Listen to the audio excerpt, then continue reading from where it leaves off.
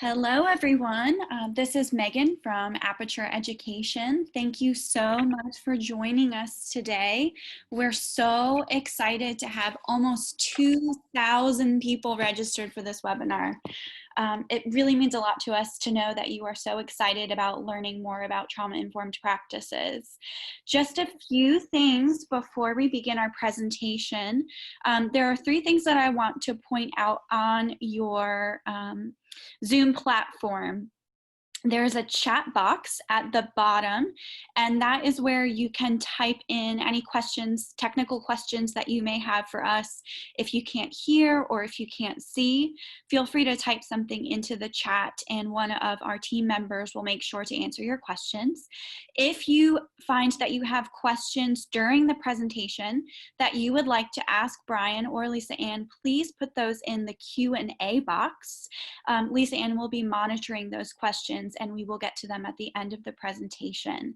And lastly, if you do have any technical issues, there is also a button that says raise hand, and you're welcome to do that. I'll be monitoring that and reaching out to you if you raise your hand for any technical issues that you may have.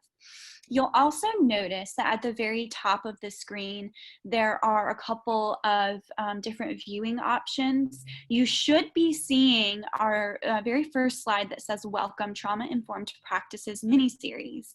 If you don't see that in the middle of your screen, you should be able to double click the tiny box at the top of your screen, which will then bring those larger slides down to the bottom. Again, if you have any questions, technical questions, feel free to put those in the chat. We also are recording this webinar today, so if you have to leave early, you will be getting a recording of this webinar so you can watch it. It's in its entirety. And we are also giving out certificates at the end. So if you are interested in a certificate to submit for professional development, just send me a quick email at the end of the presentation and I will take care of that for you. I believe that is it for me, so I would like to introduce you to your two presenters today, Brian Clement from Dovetail Learning and Lisa Ann Williams from Aperture Education. Guys, go ahead and take it away. Thanks, Megan. Hi, this is Lisa Ann. I am a partnership manager and trainer with Aperture Education. And although I formerly worked as a special ed teacher for over 13 years, specifically in emotional disabilities and behavior management, I didn't come to learn more about ACEs until the past few years, really in an attempt to understand my own childhood experiences and learning more about my personal and family mental health. I have a unique view of trauma in relation to resilience and protective factors from being on the team that supports our DESA clients around the country. It really has been their work that has led me back into continuing my learning, both to further support educators impacting students on the ground in their daily work and in providing resources for strengthening adult social emotional learning. So I'm so excited to be here today. And Brian? Well, thank you, Lisa Ann. Happy to be back. I come in with a teacher's lens on trauma.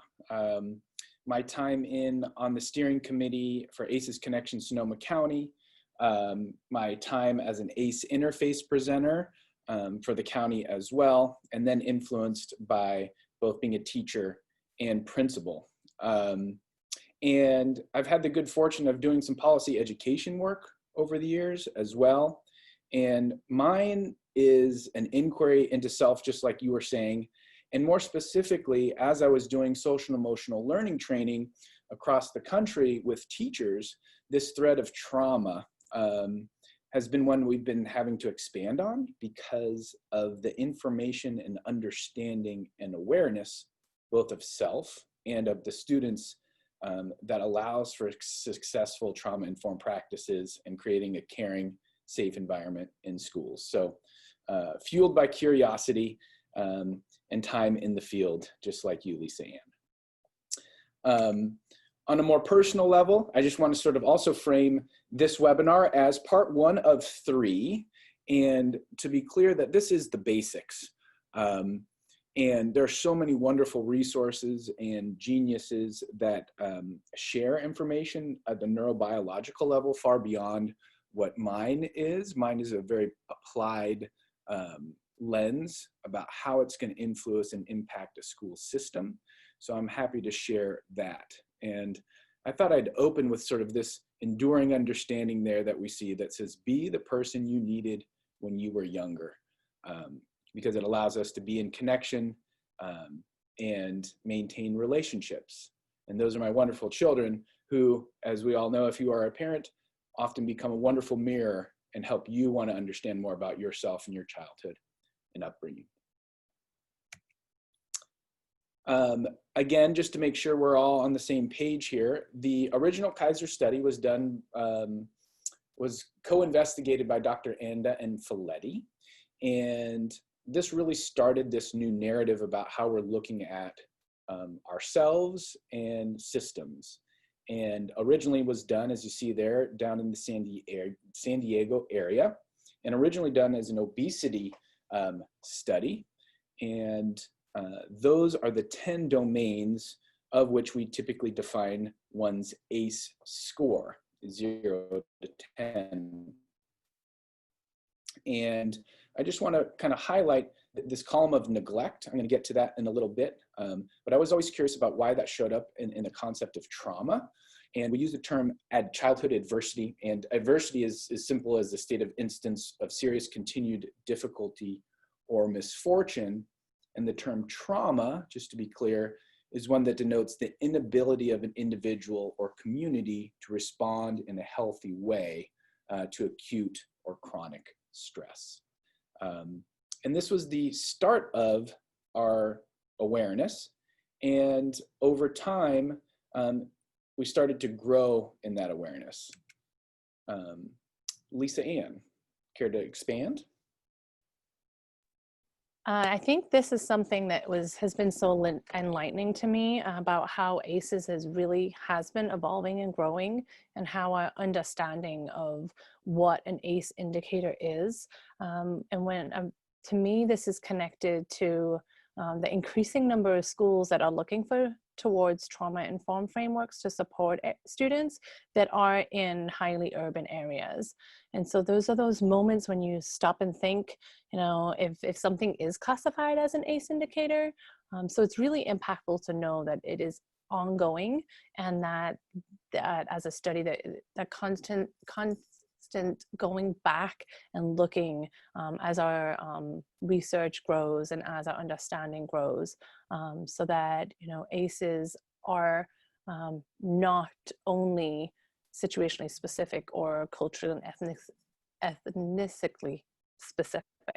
So this is something that, you know, I didn't even know until we started learning about this together. So thank you. Yes, Lisa Ann. And just preparing for this has been a joy. And really, we're taking more of a biological effect on us, but context means everything. And I'll explain that a little bit later.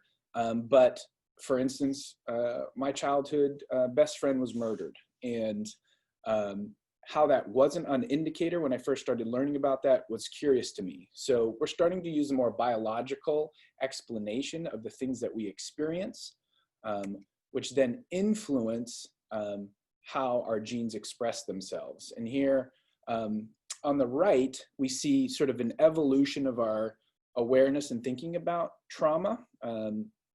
Originally, we saw that first one there, adverse childhood experiences above the black line, was how we were investigating it. And then we look at those social conditions and contexts of the multi-generational transmission. And even though it's small there on the right, we see the term epigenetics. And epigenetics are interesting, to say the least. And it's an emerging area of scientific research.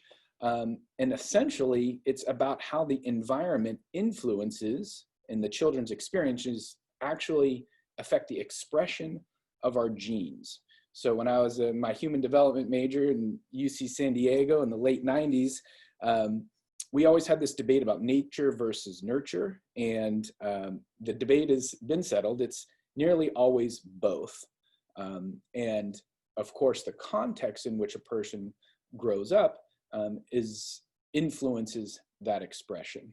And to step back one level, because I come from a training background that is so in person, I also want to talk about this as something we all experience and as a self-awareness for educators who are serving the children, and that I'm well aware of the personal dimension of trauma and how this thread is manifesting itself in schools. So I also want to put a caveat there that we're going to be touching on this in a very cerebral way. And a lot of this is sort of easier said than done. And I look forward in webinars 2 and 3, talking about how this awareness and understanding, we can then move forward in a practical sense. I once had a professor say, it's like theory and practice are sometimes two ships passing in the night. And the goal over this webinar series is for us to sort of link those worlds, knowing we're going to stay specific to biological lens right now. Lisa Ann. I am particularly connected to this, having been, like you, also a teacher in the classroom, but specifically haven't been in different schools around the country and worked in Title I schools in different states. It was definitely something that I was uneducated in. When you think about, that educators themselves are coming from their own backgrounds, and that the profession is stressful, and that it can be challenging at times to understand why certain populations may be affected, not only just the children but the staff that work in those buildings, and that our climate can be so dramatically different from place to place, even though the population that educators are working with may have similar challenges. So I think that adult perspective connects to that experience for me as well. And great to also layer in, as we talked about the different contexts, Title I being a designation of the school type, where often there is more turnover, as we see there, and helping the care providers negotiate what we call compassion fatigue. Compassion fatigue is the emotional distress resulting from the constant demands of caring for others. How these young people show up obviously affects us deeply. And sometimes we call that even vicarious trauma. So there's two dimensions to that, right? It results from internalizing the trauma experienced by the other. I know as a young teacher, we take on those stories. It's part of how we rush in, how we help to provide security and buffering, nurturing relationships, but that also comes with a cost. So as we explore in webinar 2, we'll talk about elements and dimensions of self-care in the face of all that shows up on the campuses every day. Now, stress happens, and there's a good part to it, and there's a bad dimension to it. We are actually wired for interaction. Part of our stimulus and feedback actually creates the growth that we need. We need a bit of stress in our lives, like our bone density, our muscular structure requires some feedback. But there's about 3 buckets that we kind of put stress within, and then moving down those columns, we see what our body's doing, the second row being the exposure of the trauma, and then ultimately a third part that we sort of talk about is how to interpret that information. And positive health, homeostasis, staying in regulation, right? It needs to do what it does in the moment. It can adapt and then return to a normal state on its own, often with a brief activation of stress. The way I interpret that is I can take care of myself. Tolerable is more of an injury or something dramatic, perhaps something in the community that happens, and that it's a time-limited exposure in a certain way, and that ultimately, with help, with a caring, nurturing, buffering relationship to help activate my parasympathetic systems, I can then become self-regulated and get myself back to homeostasis. And then, unfortunately and ultimately, we see what we're calling toxic stress, which is that prolonged exposure, the cortisol levels and epinephrine, levels are off, it's maladaptive, and then we're going to be needing to seek outside healing and regeneration. And that's what our students experience. This is how people show up. It's what we experience. And part of that adaptive behavior, when it's toxic, puts us into fight or flight in a way that's counter to the context that I'm in, my school. But we'll do more of that later on. Again, trying to keep myself in the specific to ACEs and Trauma 101. Now, our central nervous system, right? It's how we come to be ourselves. And here we see this graphic that represents our neural development. And specifically, our brains grow from least complex to most complex. Starting with our brain stem, we move out to diencephalon, into the limbic system, and then ultimately the cortex. And it is the most complicated layers that get built last. And kind of simply from an organizational perspective, the higher parts of the brain depend on input from the lower parts of the brain. So that the architecture of the brain, in order to even access those higher functions such as speech and language and social emotional communication, the neural networks of the lower dimensions need to be intact and well regulated. Now, as this plays out, our brain development is critical. And we talked about the term epigenetics earlier, because we come with a blueprint, right? Our genes provide the blueprint for the architecture, but experience really shape the process that will determine whether we have a strong or weak foundation for learning and behavior. The neurons that form strong circuits for the emotions and motor skills, behavior control, logic, and language and memory, we say those that fire together, the networks that fire together, wire together. And typically in a K-8 environment, we see that proliferation of neurons. And how do we support and or add protective factors for these structures to grow?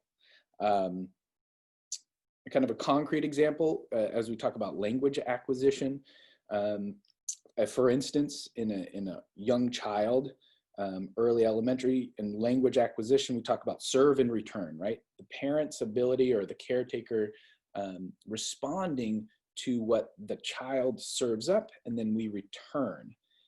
That adult interaction helps form these foundations, and that later then becomes the see and say, and then object sound correlations. So you can kind of see how there's a cascading effect within the brain development of a child and the context in which they are raised. And the reason this all comes to fruition is in this sort of summative statement that as the students arrive in our schools, that they have impeccable reasons for behaving exactly as they do. Correct me if I'm wrong, Lisa Ann, but there was a question about something in here around how people show up and some of the effects of how they show up. Yes, we definitely have had some questions around what does this look like depending on the age of children, and also a little bit more about the impact depending on the age when these ACE indicators occur. Yeah, so it affects a broad spectrum of ways that it manifests itself. In the cognitive domain, we see slowed language development, attentional regulation problems, sometimes in the form of ADD or ADHD, or speech delays. In the social arenas, we sometimes see aggression and violent outbursts with poor self-control, and can't modify their behavior in response to social cues. Mental health, substance use, and vulnerability to abuse. Physically, we see hormone changes and obesity, chronic disease, and productivity. Education gets interrupted. So I also heard within that some wonderings about, if it's a linear progression. What we don't know is how complicated things are right now. There's differences in among males and females based on their exposure. And it also matters because of the protective factors around that young person at the time of the injury or insult. And to go a little further into the epigenetics, as the DNA markers, they accumulate markers in what we call our epigenome. And those markers are sort of the ones that sort of explain how things get turned off and on. And so there's these cumulative effects of adversity that really start to influence what and how behaviors get expressed, which is for instance I like to give is, genetically identical twins are different because of their own experiences and how then those genes get expressed. I also like to say, ultimately it's a story of hope because experiences in life, both positive and negative, can influence that expression. And, at Dovetail Learning, we talk about this. Here in California, our new Surgeon General, Dr. Nadine Burke-Harris, is really talking about wanting to take and reduce ACEs within our community by half within one generation. And it's a story of hope for me because we are the cure. We are the ones that allow ourselves and can heal one another if we do it collectively. And so that's the message I like to send to the adults listening and the caretakers, and we get to explore that more deeply in the webinar 2 and 3. Thank you, Brian. I really connect with that because, just having that personal background, when you start to learn about what ACEs are, a lot of that first initial reaction is, well, can I be fixed? Where do I go from here as a person too? But we know that, there are brain changes that occur during that process, but these protective factors can be built back up.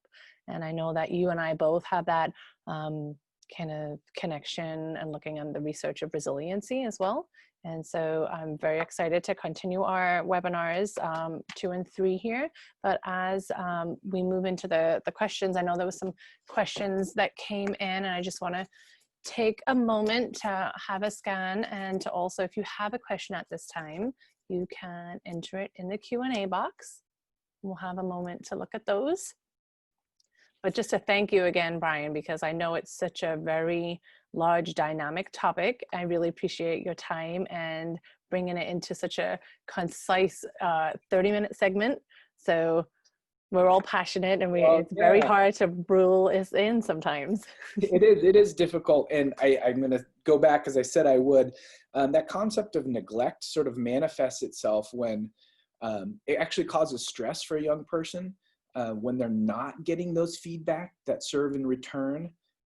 There was a study done called the still face. You see a mother interacting positively with the child and the cooing and the happiness, but then this particular experiment showed the distress that's caused when the child is not getting that feedback.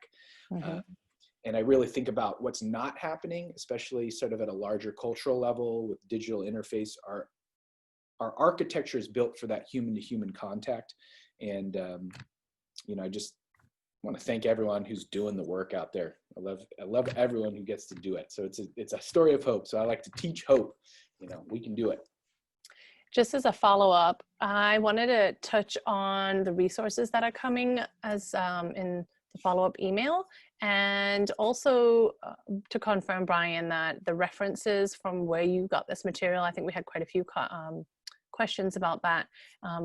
People will be able to access those resources to look at this for themselves, and also to provide for their staff and their school communities. We can expand on that. I'd sent some originally. I was realizing I was drawing on some. Harvard has wonderful resources. Their Center for the Developing Child, they have some great webinars and videos specific to that topic that I'm drawing on. And happy to kind of make sure we touch the bases on all the sources there. Okay. It looks like we have a couple of questions, guys. We have one question that says, what are your thoughts on if children of military personnel with experiencing a deployment could be considered an ACE? Well, for me, I would say yes, right? It's about attachment, it's about relationships and safety.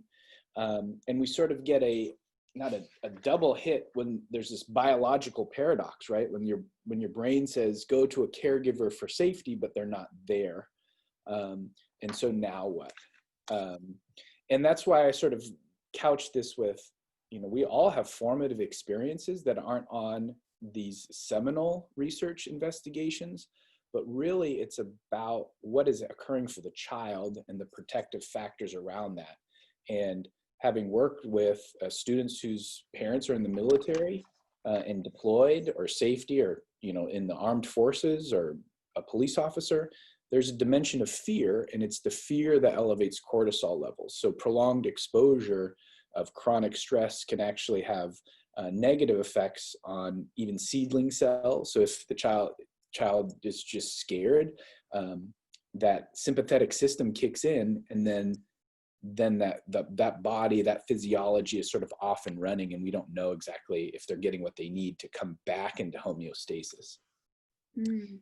And I think some other dynamics that fall into place with military populations, and I was a military child, and I have definitely had conversations with lots of other people that support the military currently. But when you think about the types of changes that these children go through, they change cities, states, or countries often. Their support network may be often changing as well. So when you have spouses who go on deployments, and you have that other parental figure at home, they themselves, we're looking at where they are with their support and being able to function in that environment and how it impacts the children as well. So there's definitely some other unique factors to consider for those populations. Great point. We have a couple of other questions. Wow, everybody's getting really excited. This is awesome. One question is, do you have a suggestion or action strategy for teachers to try to address their compassion fatigue in a way that could be helpful for them to show up in their classrooms tomorrow? Go ahead, Anne. Yeah, so there are, of course, a variety of resources, but I think one of the things that I would have to talk about would be our EdCert program. So helping educators develop their own understandings of their social emotional skills, because we know, as Brian showed earlier, that ACEs affect that cognitive development and SEL development as well. So if you're an adult and you were a child and you had ACEs going on that affected your SEL skills, and then when we go into being educators, we also then are trying to weave in all those educational developmental content frameworks into who we are in the classroom. And so that is one way to get started on building those skills and building their educators' resilience and helping to reduce burnout. And we know that when you focus on educator SEL as part of that whole CASEL recommended framework of components, that you are able to impact student SEL as well. So educators who have better skills can then therefore manage their emotions better with students and make better decisions regarding classroom management and problem solving. So that changes that environment and gives those teachers stronger skills to deal with the needs of their students. And I would just add, that was a great answer. And my only awareness is for the teachers and the care providers to have compassion for themselves in this process. I think some research out of the Buffett Institute, University of Nebraska, said that in a survey, 86% of early childhood workers experience some form of depressive symptoms the prior week because of what we do. And it's okay to take care of yourself, to retreat in. It's part of our own resilience superpowers. and that's something we talk about in our program, We Are Resilient, the normalizing and forgiving of self when you need to put that oxygen mask for your own needs, is something I want to normalize for everyone who's in the field, which is really kind of exciting stuff for 2 and 3. But the struggle is real, right? I mean, just to validate what they're experiencing, and have compassion for themselves in that moment. There should be I encourage a lack of guilt or saying to oneself it should be another way. It's just what is, and how can you move forward? Sometimes that starts with taking care of yourself. Great. We have 2 more questions that I think are really important ones to answer. The first one is there a relationship between ACEs scores and significant events for a generation of children? I'm specifically thinking of an example like September 11th.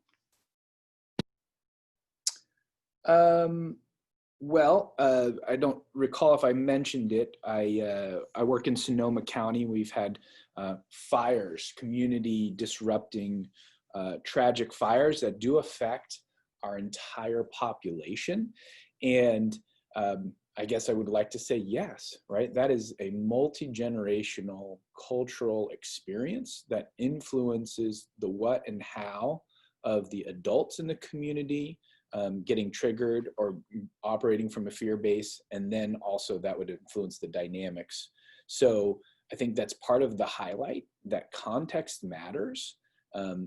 Populations are not the same. Their story goes with those people through multiple generations, and that's part of our strategy out here in California right now, is looking at a multi-generational uplift, because it affects whole swaths of populations in a way that's hard to isolate for, I guess is what I want to say. So, I'm sitting here saying yes to these things, these questions, but those are also predicated on my feelings about and knowing how our community is dealing with a trauma like that. Great. And our last question is, how can we effectively help children heal when their parents or caregivers at home continue with their dysfunctional responses to their children? It often feels like any advances the children make at school can quickly be erased once they go back home. Lisa Ann, you want to try at that, and I can round it out? Yes, and I probably am not going to come from as a research background as you, but I would definitely have to say that it is a village. And when we think about how much time we get with a child, then the opportunities to help build those protective factors and help build that resilience and build those relationships that create that safe and nurturing environment, we might not be able to stop things happening on the outside.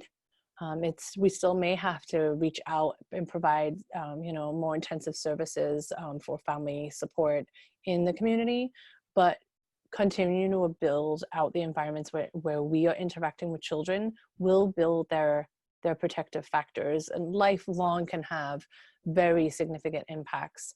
I know there is an author and spokesperson, John Hodge, he talks about the power of one, and that sometimes the only difference between 2 children who come from the same poor neighborhood and go to the same school where there's high dropout rates and things like that is one teacher that made a difference enough for them to help build the relationships and build those skills that they could take it a little further later on in life. So it's a big endeavor, but the village helps. Yeah, I think you're right on the right thread. The research tells us that the number one factor in a child's resilience is a caring adult. Second being high expectations messaging. And then the third being a meaningful contribution. And I think one of the, just again, to finish on that sort of idea of hope, that we're teaching it to each other, that we need to source this hope, is that despite one's ACE score, your future is not written.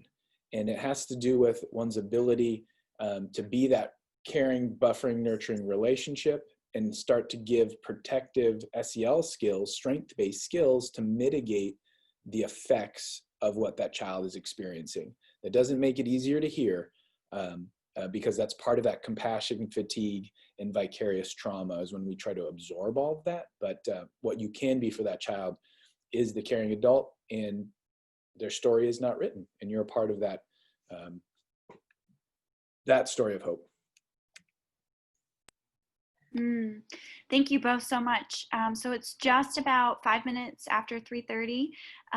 We do have a couple of other questions, but I am going to grab those questions from our Q&A and send them over to Brian and Lisa Ann after this so that we can get those answers to you guys.